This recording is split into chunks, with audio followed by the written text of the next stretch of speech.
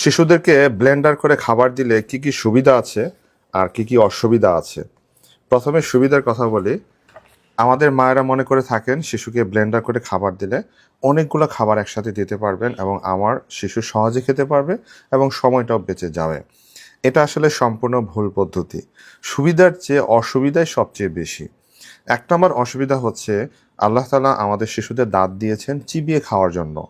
Blender করে খাবার দিলে সেক্ষেত্রে শিশুরা চিবিয়ে খাওয়ার অভ্যাস তৈরি হয় না। দুই নম্বর অসুবিধা হচ্ছে, ব্লেন্ডার করে খাবারে বিভিন্ন খাবারের কম্বিনেশন থাকে, শিশুরা এক একটা খাবারের টেস্ট এবং ফ্লেভার পায় না।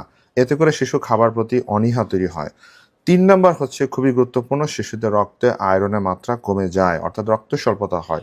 কেন হয় এটারও ব্যাখ্যা আছে। এক নম্বর হচ্ছে, ব্লেন্ডার করে খাবার দিলে সেখানে খাবারের ঘনত্ব কমে যায় এবং সেখানে ক্যালোরির মাত্রা কমে যায়। দুই নম্বর হচ্ছে, ব্লেন্ডার করে খাবার খেলে শিশুরা যেহেতু চিবিয়ে খেতে পারে না, ইন্টেস্টাইন থেকে এনজাইম সিক্রেশন হয় না ঠিকমতো।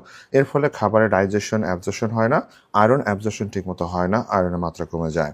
তিন নম্বর হচ্ছে, ব্লেন্ডার করে খাবারে ভিটামিন সি এর পরিমাণ কমে যায়। ভিটামিন সি এর কাজ হলো আয়রন অ্যাবজর্পশনে হেল্প করে।